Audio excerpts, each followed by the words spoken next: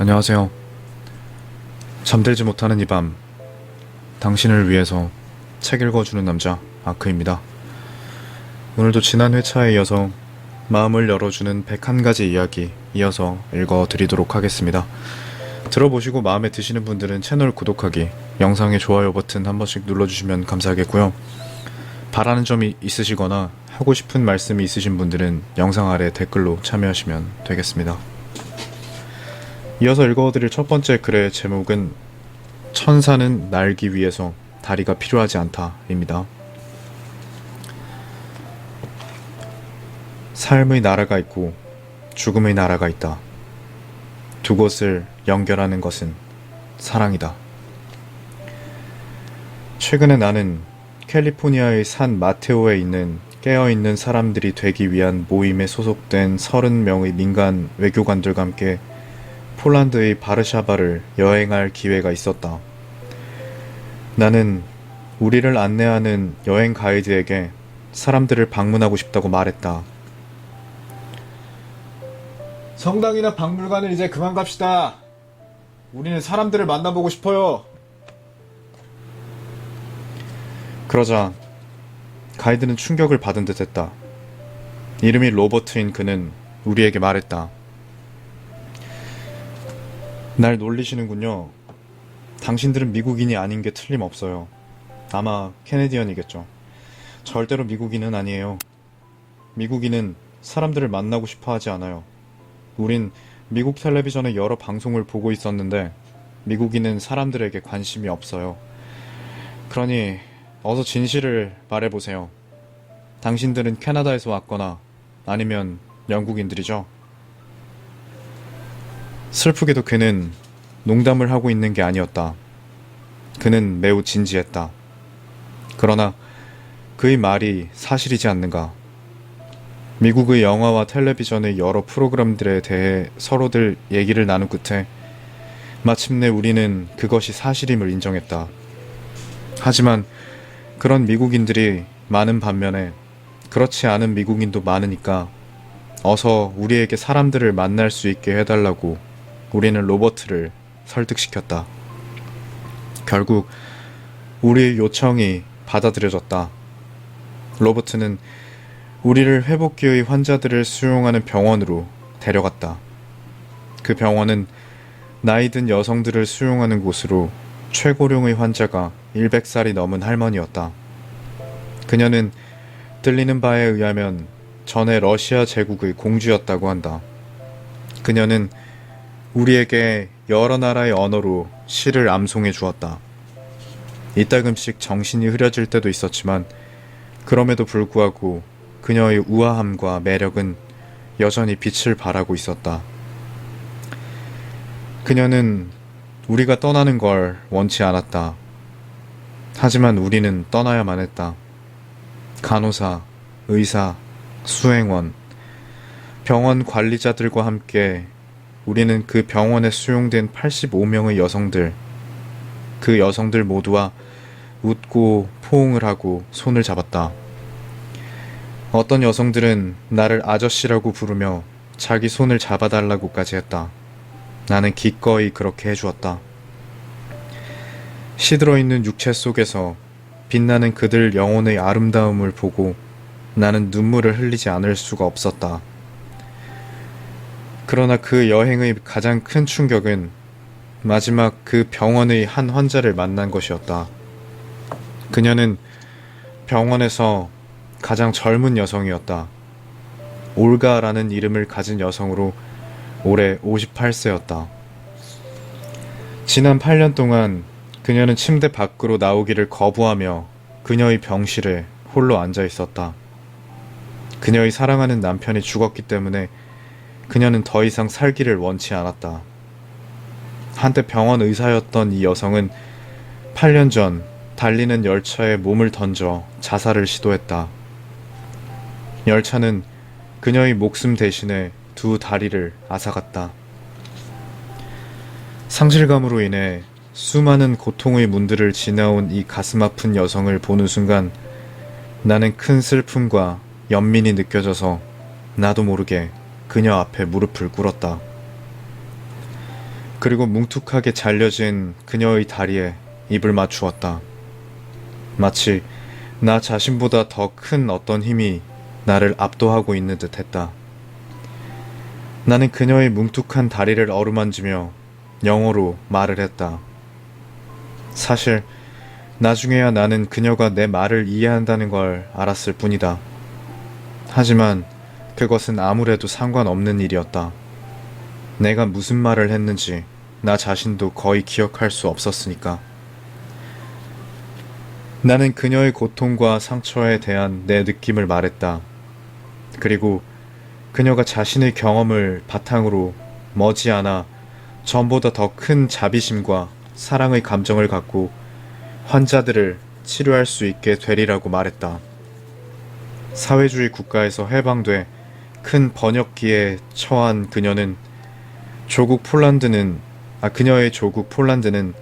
어느 때보다도 더 그녀를 필요로 하고 있었다.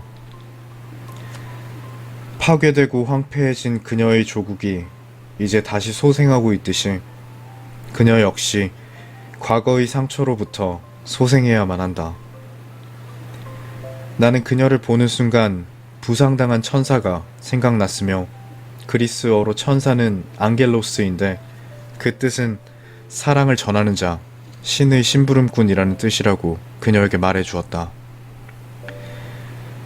그리고 그 천사는 하늘을 나는데 다리가 필요하지 않다는 점을 그녀에게 상기시켰다. 15분쯤 지나자 병실 안에 있던 모든 이들이 연민의 감정에 떠밀려 흐느껴 울기 시작했다. 나는 올가를 올려다보았다. 그 순간 올가의 얼굴이 빛나기 시작했다. 그녀는 당장 휠체어를 갖다 달라고 간호사에게 말했다. 그리고 8년 만에 처음으로 침대에서 내려오기 시작했다.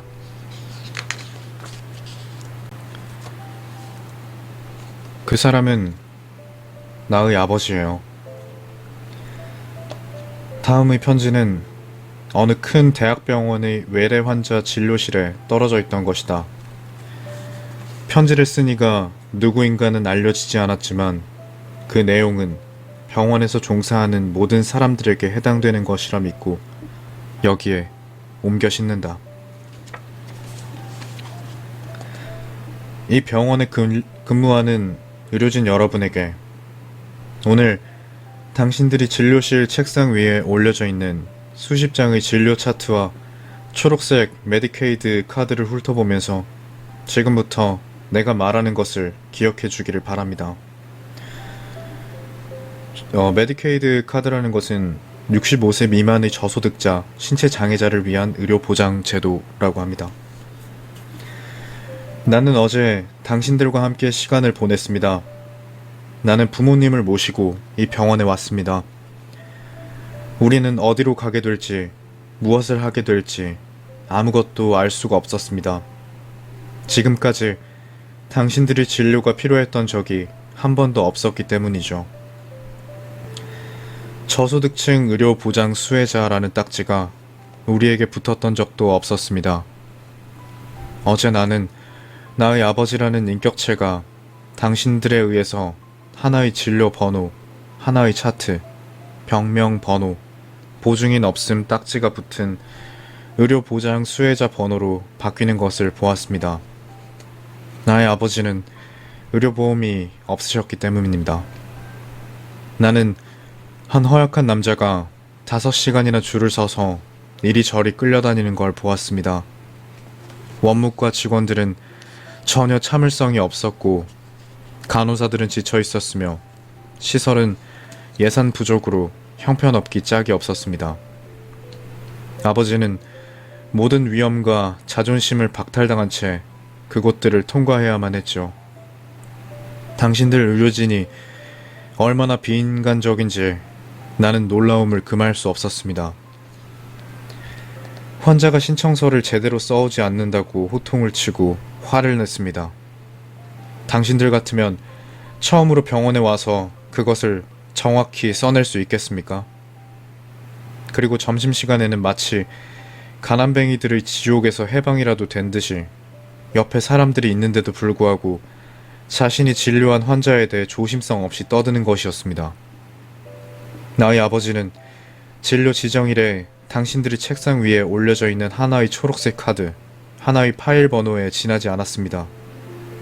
그리고 당신들이 기계적으로 말해주는 방향을 제대로 알아듣지 못해 또다시 물어대는 귀찮은 환자에 불과했습니다. 그러나 아닙니다. 그것은 나의 아버지가 아닙니다. 단지 당신들이 그렇게 취급하고 있을 뿐입니다. 당신들이 알지 못하는 것이 있죠. 그는 14세 때부터 캐비닛을 만들어 온 자영업자이고 훌륭한 아내를 가진 남자입니다. 그에게는 4명의 성장한 자녀들과 5명의 손주들, 이들 모두는 그들의 아버지와 할아버지의 할머니를 최고의 존재로 여기고 있었습니다. 그는 아버지로 갖춰야 할 모든 것을 갖췄습니다. 도덕적이고 강인하며 또한 부드럽죠.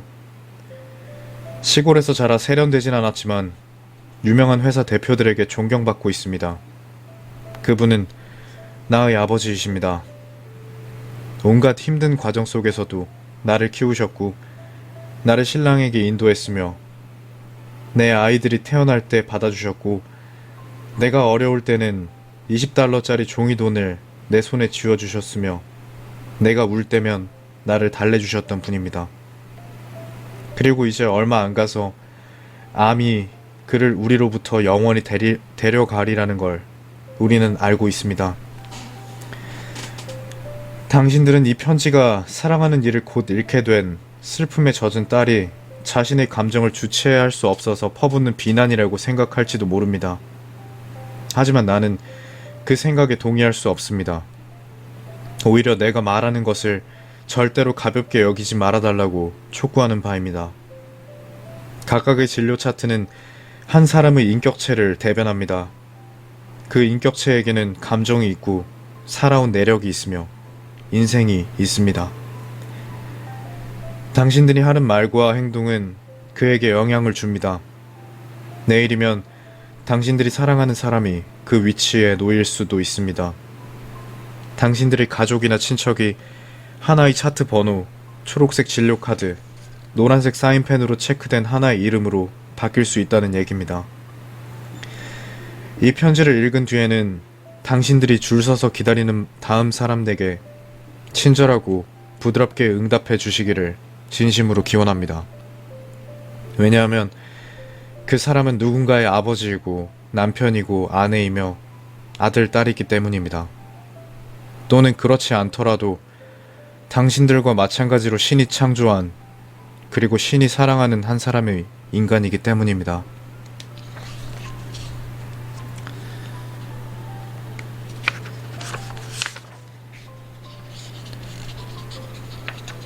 $2짜리 지폐. 5월도 중순에 접어들 무렵 나는 워싱턴 DC를 여행하고 돌아와 월요일 새벽 2시에 앵커리지에 도착했다. 나는 그날 아침 9시에 그 지역의 한 고등학교에서 미혼모 학생들과 문제아들을 위한 상담 프로그램에서 강연을 하기로 되어 있었다. 상당수의 학생이 범죄 경험이 있는 불량 아동들이기 때문에 학교는 경비가 아주 삼엄했다. 이런 상황에서 온갖 인종의 아이들을 모아놓고 미래의 삶의 희망을 불어넣는 대화를 시도한다는 것은 애시당초에 불가능한 일이었다. 나는 전혀 강연을 진전시킬 수 없었다. 마침내 나는 내가 가장 잘할 수 있는 방법을 시도하기로 했다. 나는 주머니에서 $2짜리 지폐 뭉치를 꺼내 학생들에게 나눠주기 시작했다. 학생들은 처음에는 망설이더니 이내 한 사람씩 나와서 그것을 받아갔다. 난데없이 공짜 돈을 받자 학생들은 서서히 내 말에 관심을 기울이기 시작했다. 단 한 가지, 나는 돈을 주면서 조건을 달았다. 그 돈을 그들 자신을 위해 써서는 안 된다는 것이었다. 그들 각자는 아직 세상에 태어나지도 않은 아기들을 갖고 있으니 그 아기들을 위해 써야 한다고 나는 말했다. 내가 그렇게 한 것은 세상에는 누군가 그들을 걱정하고 염려하는 사람이 있다는 사실을 깨닫게 하기 위해서였다. 그것만이 그들의 삶을 붙들어 줄 수 있는 희망이라고 나는 믿었기 때문이다. 돈을 받아가면서 어떤 학생은 나에게 사인을 부탁했고 그렇지 않은 학생도 있었다. 분명히 내 강연이 마음속에 와닿은 학생들이 많이 있다는 걸 마음으로 느낄 수 있었다. 원하는 학생들에게는 내가 저술한 책과 그 2달러짜리 지폐를 교환해 주었다. 그렇게 5분 정도가 지난 다음 나는 내 인생의 힘이 되어준 나의 할아버지에 대해 말하면서 강연을 마쳤다. 나는 그들에게 앞으로 인생에서 어떤 일이 닥치더라도 교사든 누구든 그들을 진정으로 염려하고 그들의 성공을 기도하는 사람이 어딘가에 존재한다는 사실을 기억하라고 말했다. 강연장을 떠나면서 나는 그들에게 말했다. 앞으로 어떤 문제가 일어나거나 어떤 어려움에 처하면 나에게 연락을 하라고. 내가 도움을 줄 수 있다고 약속할 수는 없지만 그들의 말에 귀를 기울여주고 세상에서 어떤 할 일이 있는가를 찾아봐 주겠다고. 또한 내 책이 필요한 사람은 언제든지 사무실로 연락하면 기꺼이 보내주겠다고 나는 다짐했다. 그로부터 사흘 뒤 나는 구겨진 종이 조각에 쓰여진 한 장의 편지를 받았다. 그것은 그날 내 강연회에 참석한 한 여학생이 보낸 편지였다. 플로이드 씨, 시간을 내어 저희 학교에 와주셔서 정말 감사합니다. 그리고 저에게 2달러짜리 새 돈을 선물해 주셔서 감사하고요. 저는 이것을 영원히 간직할 거예요. 그래서 그 위에다가 제 아기의 이름을 적어 놓았어요. 제 아기가 원하고 제 아기가 필요한 것이 아니면 그 어떤 다른 것에도 이 돈을 쓰지 않겠어요. 제가 당신께 편지를 쓰는 이유는 이렇습니다. 저희 학교에 오셔서 강연을 하신 그날 아침, 사실 저는 학교에 오기 전에 어떤 결심을 했더랬습니다. 저는 우선 책상을 깨끗이 정리한 뒤 학교에 내야 할 돈을 모두 지불했습니다. 그런 다음 세상에 아직 태어나지도 않은 내 아기와 함께 목숨을 끊을 작정이었습니다. 나를 걱정해주는 사람을 세상 어디에서도 찾을 수가 없었기 때문이죠. 그런데 당신의 강연을 듣는 순간 내 눈에서는 눈물이 흘렀습니다. 누군가 나를 붙잡아 주려는 사람이 있구나. 아직 인생이 그렇게까지는 절망적인 것은 아니구나 하고 생각했습니다. 저는 당분간 더 버텨볼 생각입니다. 세상에는 당신처럼 나를 전혀 알지 못하는데도 불구하고 나 같은 사람을 걱정해주는 누군가가 있으니까요. 그 점을 다시 한번 감사드립니다.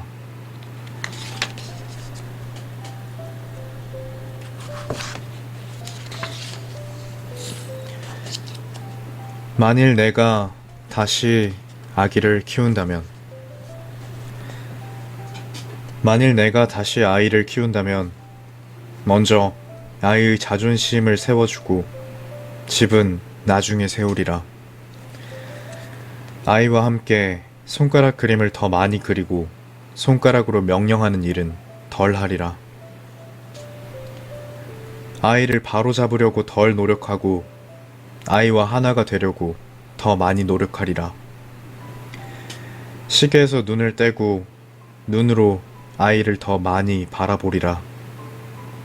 만일 내가 다시 아이를 키운다면 더 많이 아는데 관심 갖지 않고 더 많이 관심을 갖는 법을 배우리라. 자전거도 더 많이 타고 연도 더 많이 날리리라. 들판을 더 많이 뛰어다니고 별들을 더 오래 바라보리라. 더 많이 껴안고 더 적게 다투리라. 도토리 속의 떡갈나무를 더 자주 보리라. 덜 단호하고 더 많이 긍정하리라. 힘을 사랑하는 사람으로 보이지 않고 사랑의 힘을 가진 사람으로 보이리라.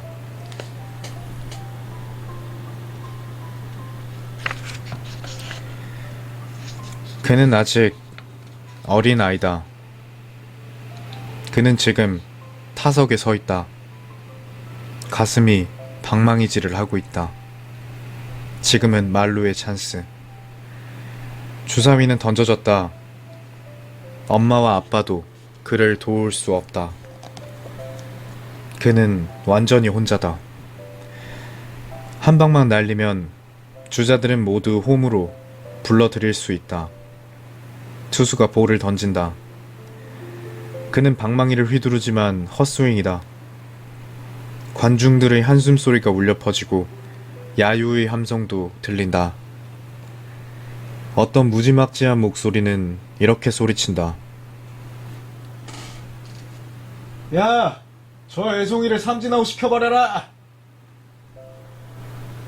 눈물이 글썽인다. 그에게는 이제 더 이상 이 경기가 재미가 없다. 그는 그만 달아나고 싶다. 그러나 그럴 수도 없는 일. 그러니 당신의 마음을 열고 그에게 잠시 휴식을 주어라. 이런 순간은 어른조차 감당하기 어려운 것. 누군가 잊어버릴 때마다 이것을 기억하라. 그는 어른이 아니라 아직 어린 아이라는 사실을.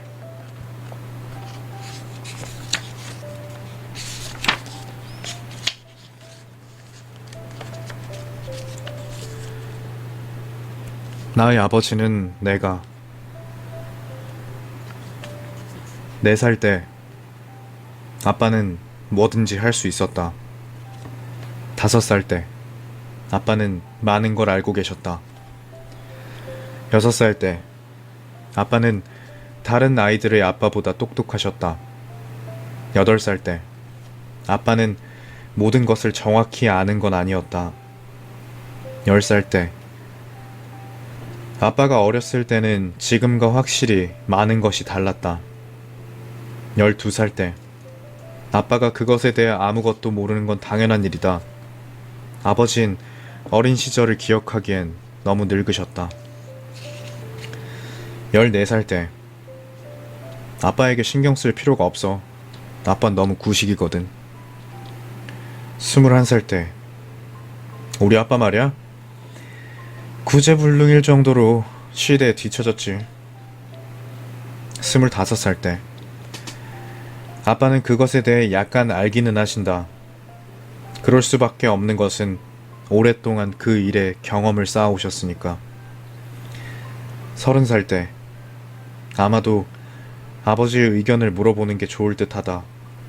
아버지는 경험이 많으시니까.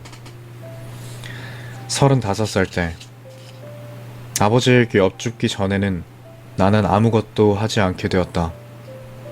40살 때 아버지라면 이럴 때 어떻게 하셨을까 하는 생각을 종종 하곤 한다. 아버지는 그만큼 현명하고 세상 경험이 많으시다. 50살 때 아버지가 지금 내 곁에 계셔서 이 모든 걸 말씀드릴 수 있다면 나는 무슨 일이든 할 것이다.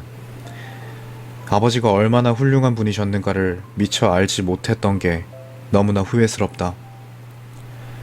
아버지로부터 더 많은 걸 배울 수도 있었는데 나는 그렇게 하지 못했다.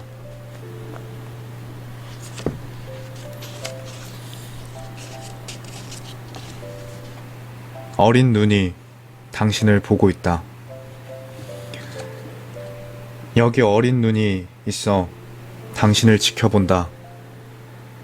밤이나 낮이나 당신을 보고 있다. 여기에 어린 귀가 있어 당신이 하는 모든 말들을 남김없이 듣고 있다. 여기에 어린 손이 있어 당신이 하는 모든 일을 따라하고 싶어 한다. 그리고 여기 당신처럼 될 날을 꿈꾸는 어린 소년이 있다.